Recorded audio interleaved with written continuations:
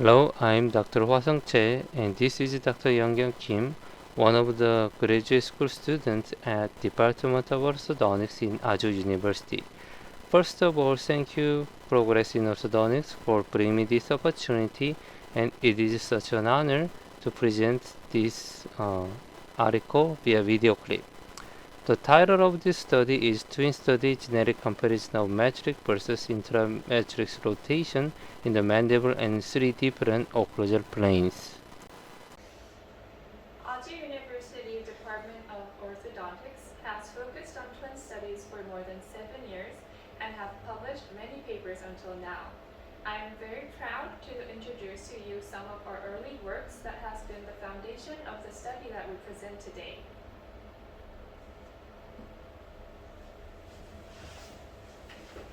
This is a study about hard tissue heritability published in 2018. The conclusion was that SNA, SNB, and SN mandibular plane angle had higher heritability rates than other hard tissue structures. So did the bisecting occlusal plane.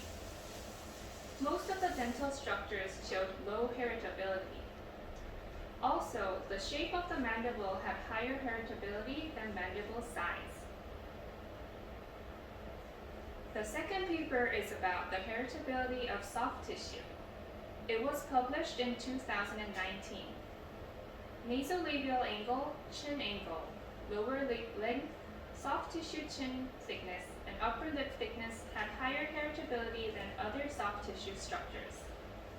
Also, the mid-facial height had higher heritability than the lower facial height, referring to the lower 1/3 of facial height. This is a Falconer formula used in this study. A stands for the genetic factor, and E is the environmental factor. R is the concordance between the compared variance, and this can be calculated through intra-class correlation. Assuming that MS between is larger than MS within is estimated to 0 in monozygotic, so ICC gets 1. When MS within becomes large, the ICC value results in a small number. Now let's go over the materials and methods and results together.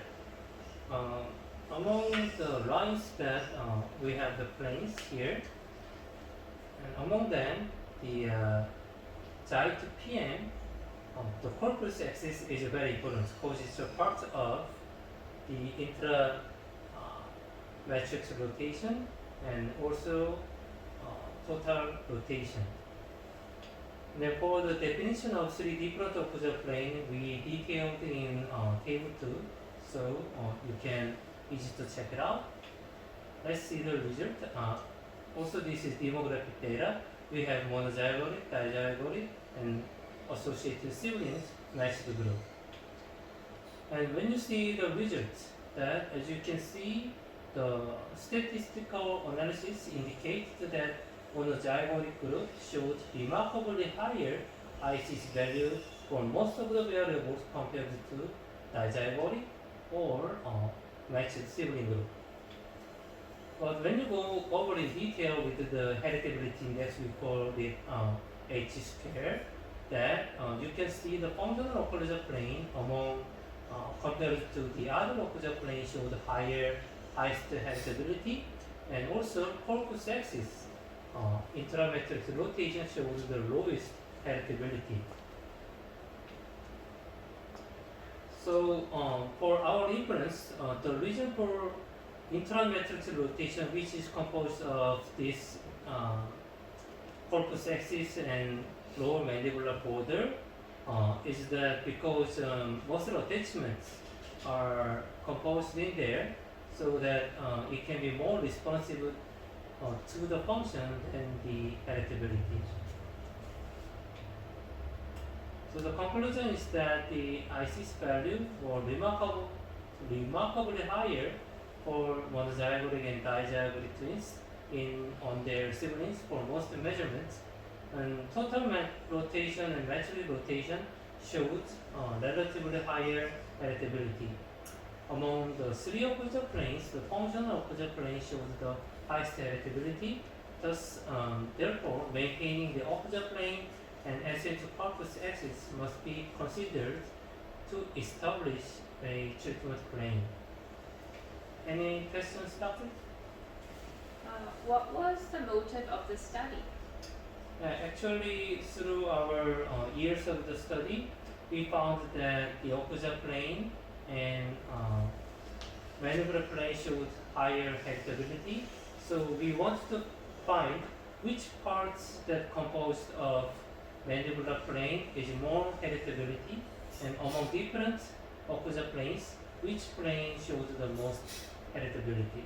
That's the motivation of this study.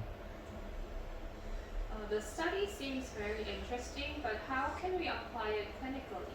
Yes, I mentioned it in detail in this first part, so I strongly recommend you to read this article.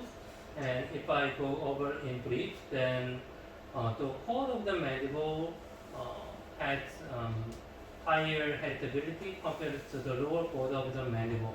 Let's assuming that there is a patient, a young, long face patient, who showed a higher intramatrix rotation than total rotation, which means that his long face coming mostly from the function than the generic effect. So the growth modification can be more stable than the other cases. And the other example is that occlusal plane. So we found that keeping functional occlusal plane is one of the important generic effects. So when you have open bite patient, I recommend to full arch intrusion rather than molars intrusion only if incisor show is adequate, so that we cannot change the occlusal plane itself that much. You mainly focus on the angle rather than the length. What was the reason? Yeah, as you mentioned before, that the shape is more like has generic influence than the size itself.